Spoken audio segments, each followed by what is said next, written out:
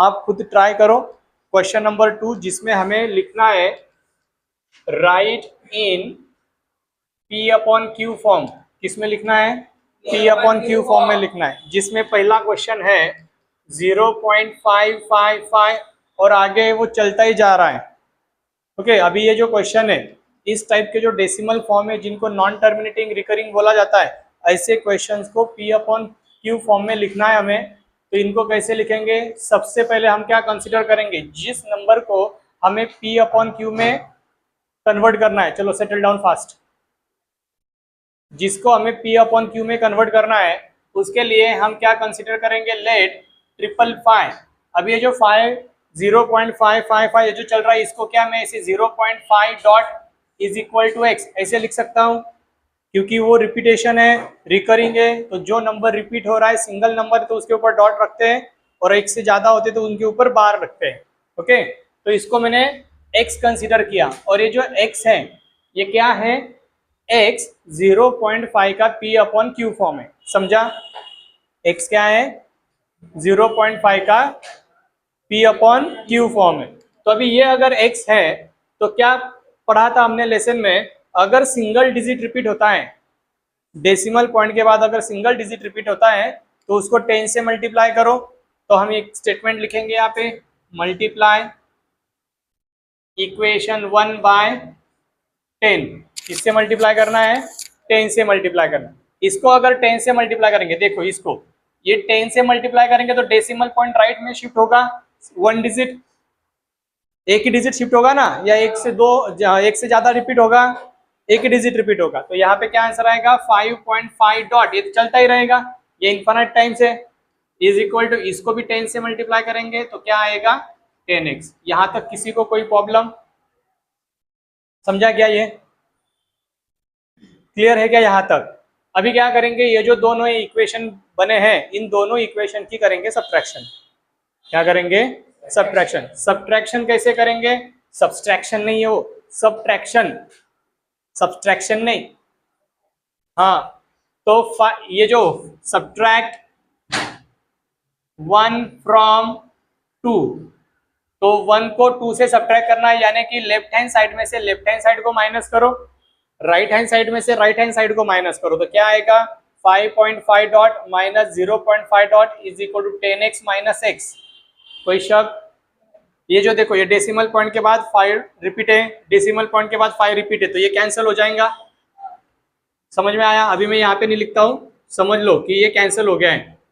Okay, तो ये 0.5 repetition जो हो रहा है, 5.5 डॉट 0.5 डॉट, तो ये जो ये रिपीटेशन है डेसिमल के राइट हैंड साइड में वो पूरा 0 हो जाएगा।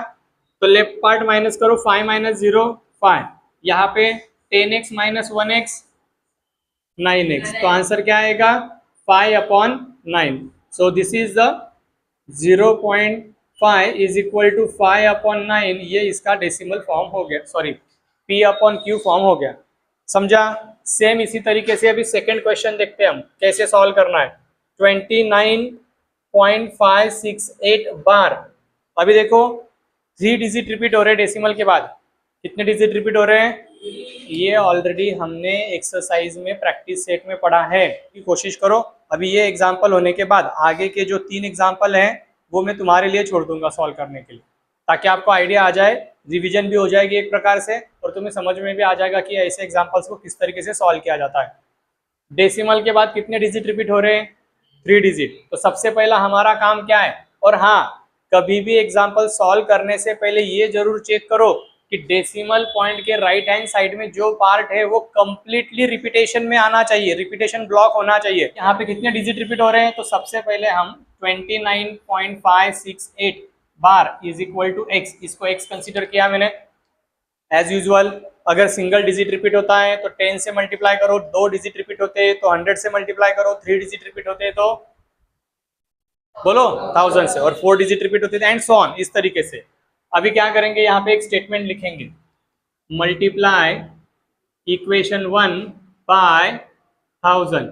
इसको 1000 से मल्टीप्लाई किया तो 29 तो लेफ्ट साइड में एज इट इज है, राइट साइड वाला जो पोर्शन है वो लेफ्ट में आ जाएगा, और 5 6 8 ये तो चलता ही रहेगा, क्योंकि ये सिंगल टाइम नहीं है, ये मल्टीपल टाइम्स रिपीट हो रहा है ये ब्लॉक। इज इक्वल टू, यहाँ पे मल्टीप्लाई करेंगे तो 1000x, इक्वेशन नंबर 2। कोई शक?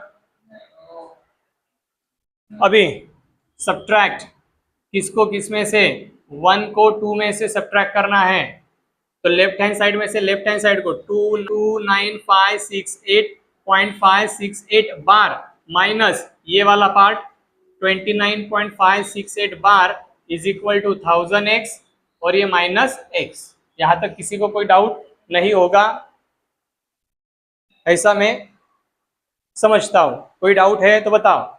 अभी ये जो है ये सब पोर्शन कट हो जाएगा। अभी ये जो बचा है 29,568 और 29, सिर्फ इन दोनों की सब्ट्रैक्शन होगी। तो इन दोनों की सब्ट्रैक्शन, 8 में से 9 तो सब्ट्रैक्ट नहीं होता, तो 18 में से 9 गया, कितना बचा? हाँ 8। वाह, अरे वाह, क्या सब्ट्रैक्शन है। मैंने 8 लिखा तो तुम भी 8 बोलो। 18 में से 9 जाएगा तो कितना बचेगा? 9, कैरी 1, ये 3 हो गया। 6 में से 3 गया, 3 बचेगा और आगे का 295 एज इट इज रहेगा, is equal to 999x right hand side में, बराबर। अभी हमें चाहिए x, तो x इज इक्वल टू 29539 और अपॉन में 999, तो ये हो गया answer 29.568 bar is equal to 29539 upon 999। तो इस तरीके से ऐसे क्वेश्चंस को सॉल्व करना है। और अभी इसमें जो क्वेश्चन नंबर 3, 4 और 5 ये आपके लिए रहेंगे, आप ट्राई करना है इनको। देखो ये जो क्वेश्चन नंबर 3, 4 और 5 और 6 ये जो है ये क्वेश्चंस मैं बाद में लूंगा।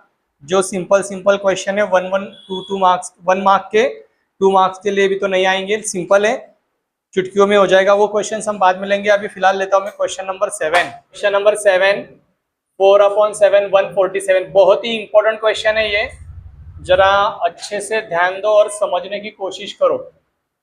अभी ये जो क्वेश्चन है, इस क्वेश्चन में आपको सिंप्लीफाई करना है। हाँ देखो, ऐसे एग्जाम्पल जब आपको पूछे जाएंगे, ये क्वेश्चन जनरली आपको 3 और 4 मार्क्स के लिए पूछे जाते हैं।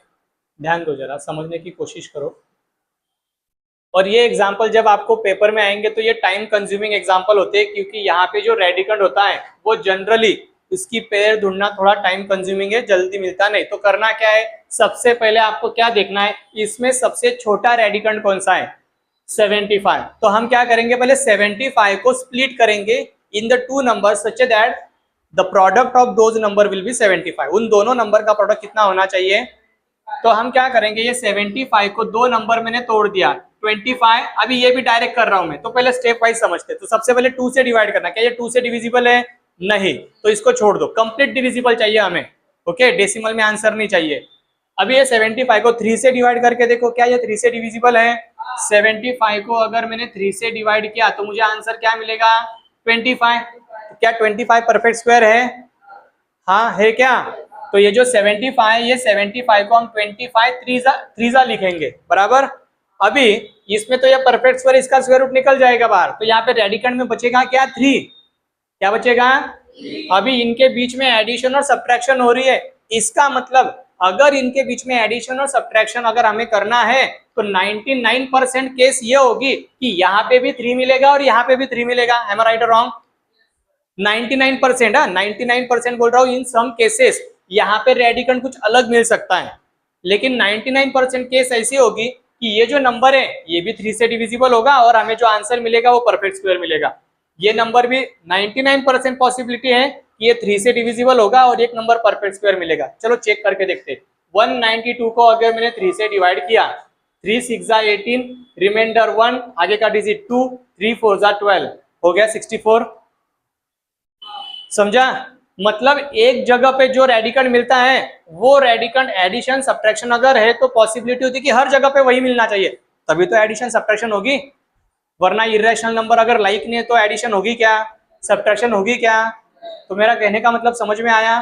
क्या करो, सबसे पहले छोटा रेडिकंड उठाओ, उसमें कौन रेडिकंड मिलता है तुम्हें उसको स्प्लिट करो, और स्प्लिट करते समय भी कैसे जाओ, पहले 2 की तरफ से जाओ, 2 से डिवाइड नहीं हो रहा है तो फिर 3 से जाओ, 3 से नहीं हो रहा है तो फिर 5 से जाओ, 4 नहीं करना क्योंकि 4 परफेक्ट स्क्वायर है। 5 से डिवाइड करो, अगर यहाँ पे 5 से डिवाइड करने के बाद परफेक्ट स्क्वायर मिलता है तो हर जगह पे 5 ही मिलेगा, तो हर एक नंबर को 5 से ही डिवाइड करना, फिर अगर वो 5 से डिवाइड करने के बाद ऐसा केस भी हो सकता है कि सम एग्जाम्पल में सर 5 से डिवाइड किया लेकिन परफेक्ट स्क्वायर नहीं मिला, तो फिर दूसरा नंबर देखो 2 और 3, ये रेयर केसेस होते हैं, समझा।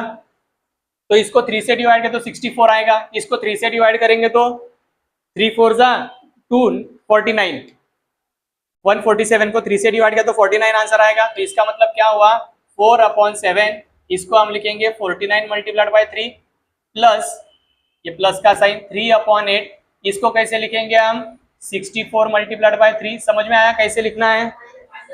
हाँ माइनस का साइन दे रहा हूँ, चेक कर रहा था मैं आपका ध्यान है क्या नहीं अभी।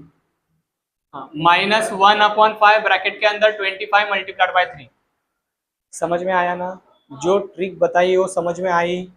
ऐसा तो नहीं होगा ना कि सर आपने बताया फिर भी हम सोचते बैठेंगे, टेबल गिनते रहेंगे सर हम। क्यों टेबल गिनना है? टेबल नहीं गिनना है, स्मार्ट काम करो, जरा स्मार्ट वर्क करो। तो यहाँ पे इसका स्क्वायर रूट कितना है 7 बाहर आ जाएगा अंडर रूट 3, यहाँ पे 3/8 इसका स्क्वायर रूट बाहर आ जाएगा अंडर रूट 3, 1/5 इसका स्क्वायर रूट बाहर आ जाएगा under root 3, 5 cancel, 8 cancel, 7 cancel, 4√3 plus 3√3 minus 1√3 यानी सिर्फ √3। अभी ये हो गए सब लाइक होती तो एडिशन सब्ट्रैक्शन होती है, और जो इरेशनल पार्ट है वो कॉमन निकाल लो, √3 ये 4 प्लस 3 माइनस 1, समझा। 4 प्लस 3 7, 7 माइनस 1 6√3, ये है हमारा इस क्वेश्चन का आंसर। समझा किस तरीके से करना है? चलो लिखो। क्वेश्चन नंबर 2 में क्या है, क्या बताया था मैंने स्टार्टिंग में? सबसे पहले ऐसा रेडिकंड देखो जो सबसे छोटा है। इसमें सबसे छोटा रेडिकंड क्या है √3, यहाँ पे भी √3 है, तो ये नंबर तो छोटा है, सोचने की भी जरूरत नहीं। तो मतलब यहाँ पे भी √3 आना ही चाहिए, तभी तो एडिशन सब्ट्रैक्शन होगी। 27 आसानी से टूट जाएगा, छोटा नंबर है, 9 3 27, 9 परफेक्ट स्क्वायर है। तो कैसे लिखेंगे 5√3 प्लस 2 ब्रैकेट के अंदर 9 मल्टीप्लाई। यहाँ पे गलती करना नहीं, जितना आपको समझ में आ रहा है उतनी प्रैक्टिस आपको घर पे करना है, क्योंकि ये आपको अभी समझ में आ रहा है, घर पे जाके जब आप इसको खुद सॉल्व करोगे तो कंफ्यूजन शायद ये हो सकता है, यहाँ पे मल्टीप्लाई दें या फिर इसको बाहर निकालते समय प्लस करें माइनस करें या क्या करें, ये कंफ्यूजन होता है, दिस इज अ फैक्ट। तो इसीलिए आपको टाइम टू टाइम ऐसे क्वेश्चंस की प्रैक्टिस करना है। प्रैक्टिस नहीं करोगे जो भी पढ़ाया गया है उसके ऊपर पानी फिर जाएगा फिर। और प्रैक्टिस भी कब करना है? इमीडिएटली करना है। नहीं सर अभी आज पढ़ाया ना, मैं 1 हफ्ते के बाद पढ़ाई करूंगा, प्रैक्टिस करूंगा, कोई फायदा नहीं है फिर ऐसी प्रैक्टिस का। आज किया ना तो आज या कल के दिन ये प्रैक्टिस होनी ही चाहिए, तभी जाके इसका फायदा होगा, तभी जाके समझ में आएगा और ज्यादा समय तक वो ध्यान में रहेगा कि नहीं इसको किस तरीके से सिंप्लीफाई किया जाता है और कैसे सोचा जाता है। अभी ये 1/√3 है, इधर ध्यान दो। अभी ये जो 1/√3 है, हमने इसके पहले वाले एक्सरसाइज में क्या देखा था, डिनोमिनेटर कभी भी इरेशनल नहीं होना चाहिए, और अगर डिनोमिनेटर इरेशनल है तो उसको क्या करना पड़ेगा, रैशनल। सर यहाँ पे तो बोला नहीं है, खुद दिमाग तो लगा सकते हो ना, पढ़ाया गया है ना कि अगर डिनोमिनेटर इरेशनल है तो उसको रैशनलाइज करना पड़ेगा। तो रैशनलाइज कैसे करते हैं, जो नंबर है यहाँ पे उसी नंबर से ऊपर नीचे मल्टीप्लाई कर देंगे। अरे समझा क्या? समझा क्या? नहीं भी समझा तो हाँ बोलो, बिकॉज हम होंगे कामयाब एक दिन, वो एक दिन ध्यान में रखना जिस दिन हम। अरे सच में समझा क्या? नहीं समझा तो बोलो। समझ गया? मुझे भी समझ गया तुम्हें कितना समझा है, देखूंगा टेस्ट में मैं अभी। ये देखो ये इरेशनल नंबर है डिनोमिनेटर में, डिनोमिनेटर कभी भी इरेशनल नहीं होना चाहिए, उसको रैशनलाइज करना पड़ता है। तो रैशनलाइज कैसे किया जाता है, जो डिनोमिनेटर है उसी से ऊपर नीचे मल्टीप्लाई कर दो, क्योंकि √3 मल्टीप्लाइड बाय √3 3 हो जाएगा, हो गया रैशनल।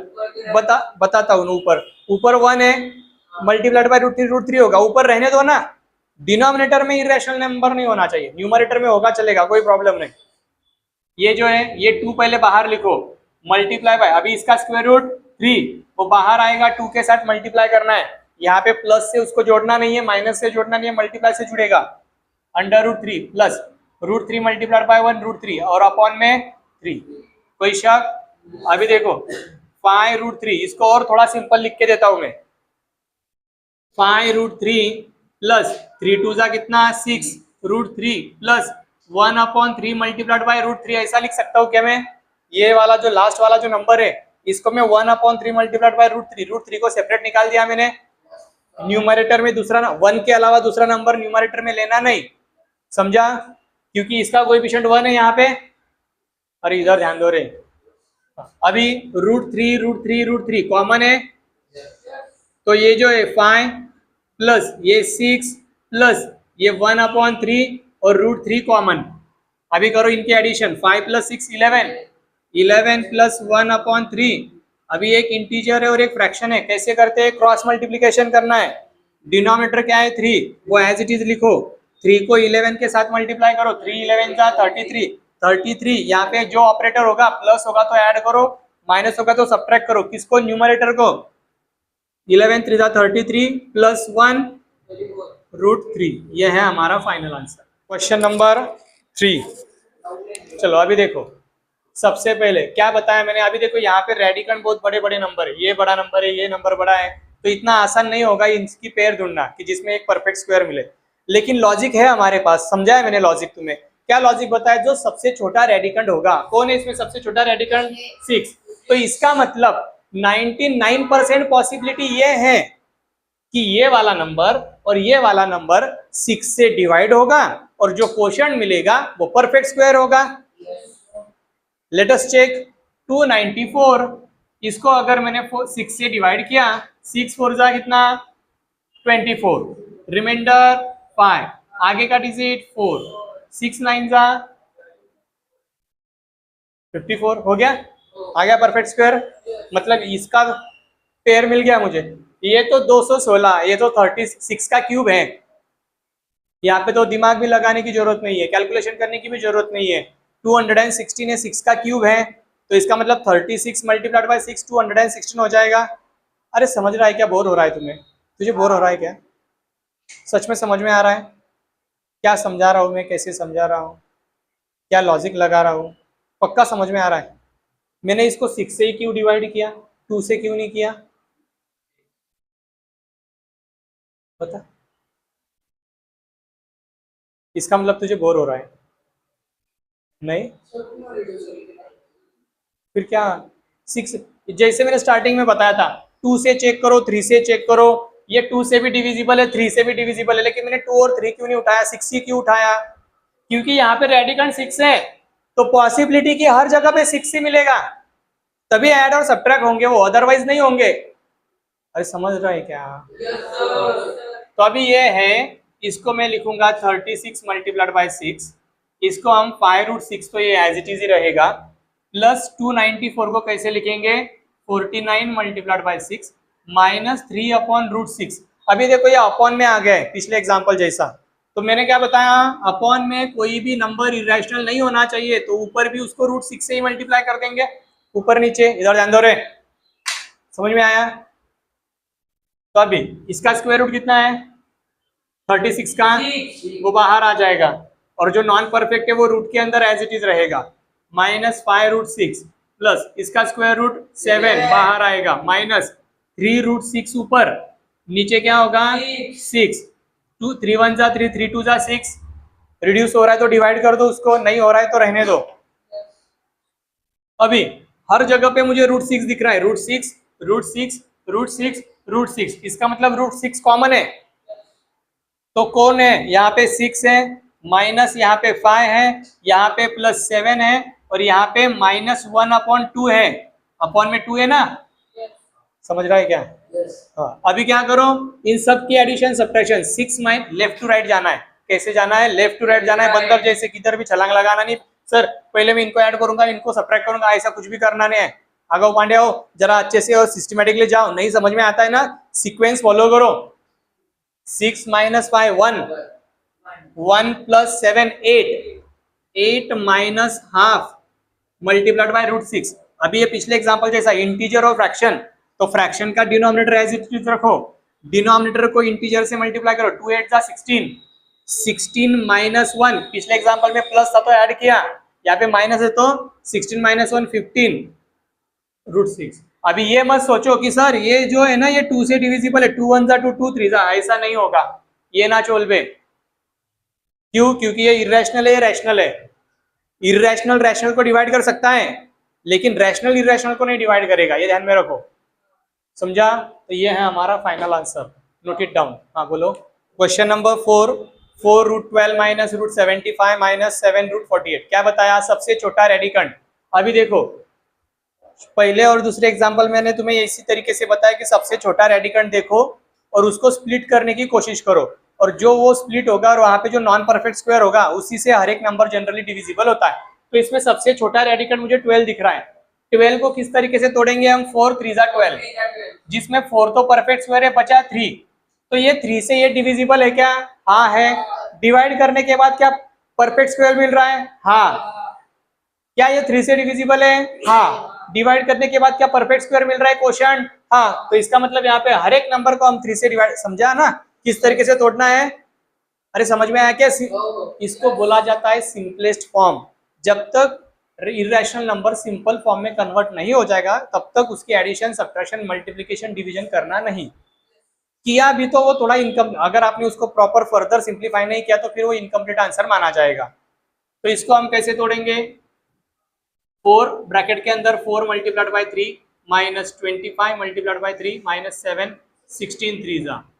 तो अभी ये 4 तो एज इट इज रहेगा, ये 4 स्क्वायर रूट निकलेगा, बाहर आएगा 2√3, इसका स्क्वायर रूट निकलेगा 5, अंदर आएगा √3, इसका स्क्वायर रूट आएगा 4, अंदर आएगा √3, समझा। 4 2 जा 8√3, बोलो मत, 7 4 जा 28√3। अभी √3 हर जगह पे है, मतलब सब लाइक है, तो ये 8, ये -5, ये -28√3। लेफ्ट टू राइट जाओ, लेफ्ट टू राइट, 8 - 5 3 बराबर 8 - 5 3, 3 - 28 -25, -25√3, ये है हमारे इस क्वेश्चन का आंसर। चलो ये जो क्वेश्चन नंबर 5 है, थर्ड नहीं है, क्वेश्चन नंबर 7 का 5th क्वेश्चन, जिसमें दिया है 2√48 -√57 -1/√3। क्या बोला गया है, सिंप्लीफाई। सिंप्लीफाई मतलब क्या, यहाँ पे जो भी ऑपरेटर है, एडिशन, सब्ट्रैक्शन, मल्टीप्लिकेशन, जो कुछ भी होगा वो आपको परफॉर्म करना है। लेकिन एक बात हमेशा ध्यान में रखो, कोई भी ऑपरेशन परफॉर्म करने से पहले हमें ये जो रेडिकंड है ये सिंपलेस्ट फॉर्म में चाहिए होते हैं, जो नहीं है। तो अभी ये जो सर्ड है, इसको सिंपल करने के लिए मैंने कल क्या बताया था, जो सबसे छोटा रेडिकंड होगा वो देखो क्या है, सबसे छोटा रेडिकंड 3, मतलब ये नंबर 3 से डिविजिबल होना चाहिए, और अगर है तो जो नंबर मिलेगा क्वोशिएंट वो परफेक्ट स्क्वायर होना चाहिए। अगर नहीं है तो फिर क्या करेंगे, हम दूसरा कोई नंबर ढूंढेंगे। यहाँ पे भी 3 से डिविजिबल है, 3 से डिवाइड करेंगे तो 16 मिलेगा, यानी परफेक्ट स्क्वायर है, समझा। तो कैसे लिखेंगे इसको, 2 ब्रैकेट के अंदर 16 मल्टीप्लाइड बाय 3 माइनस, इसको कैसे लिखेंगे 25 मल्टीप्लाइड बाय 3 माइनस 1/√3 को कैसे लिखेंगे, ऊपर नीचे √3 से मल्टीप्लाई करेंगे। यहां तक किसी को कोई प्रॉब्लम नहीं होगा, ऐसे में समझता हूं, समझा। अभी 2 बाहर है, ये 16 परफेक्ट स्क्वायर है, मतलब इसका स्क्वायर रूट निकलेगा 4, और वो बाहर आते समय 4 2 के साथ उसको मल्टीप्लाई करना है, और जो नॉन परफेक्ट है वो ब्रैकेट के अंदर एज इट इज रखो, क्योंकि ये इंडिपेंडेंट हो गया। अभी जो इंडिपेंडेंट हो गया उसको घर से बाहर निकाल दो, जा बे तेरा तेरा कमाने लग जा तू अभी, क्योंकि तू अभी इंडिपेंडेंट हो गया, और जो डिपेंडेबल है उसको घर के अंदर ही रखो फिलहाल, समझा क्या कहने का मतलब।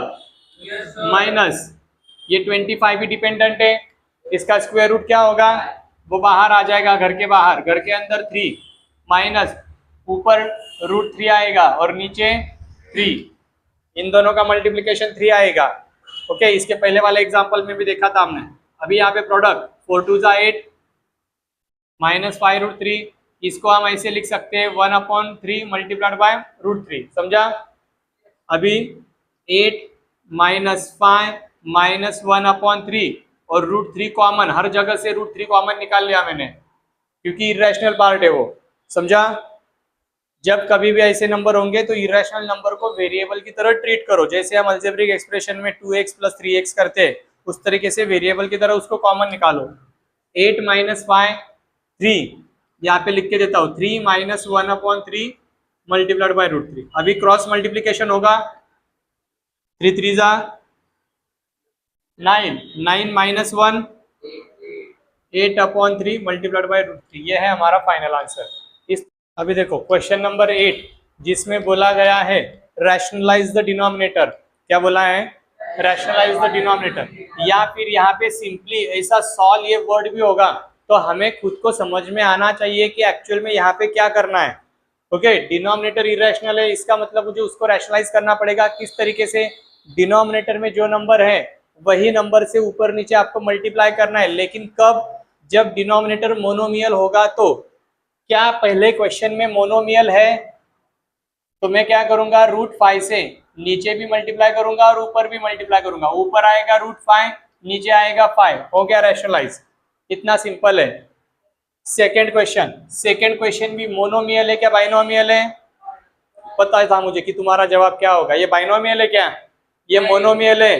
बाइनोमियल मतलब टर्म्स को सेपरेट करने के लिए सिर्फ प्लस और माइनस ऑपरेटर का ही यूज किया जाता है, मल्टीप्लाई का नहीं। मल्टीप्लाई आ गया मतलब वो एक सिंगल टर्म हो गई। तो अभी यहाँ पे मल्टीप्लाई करना है किससे, अभी 3 से मल्टीप्लाई मत करो, क्योंकि बहुत से बच्चे ये सोचेंगे कि सर जो डिनोमिनेटर में उसी से ऊपर नीचे मल्टीप्लाई कर दो।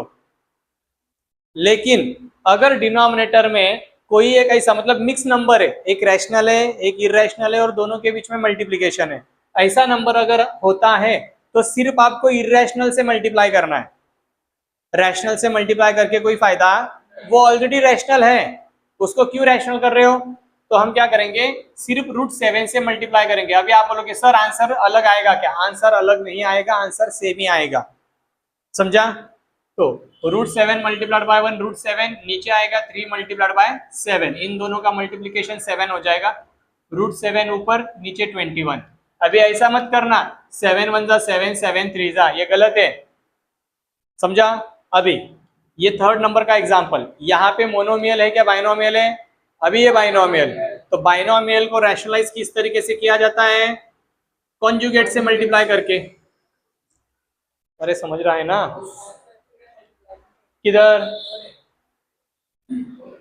इधर कोई जरूरत नहीं ना, नहीं भी लिखा तो उसका मीनिंग वही होता है ना, मल्टीप्लिकेशन।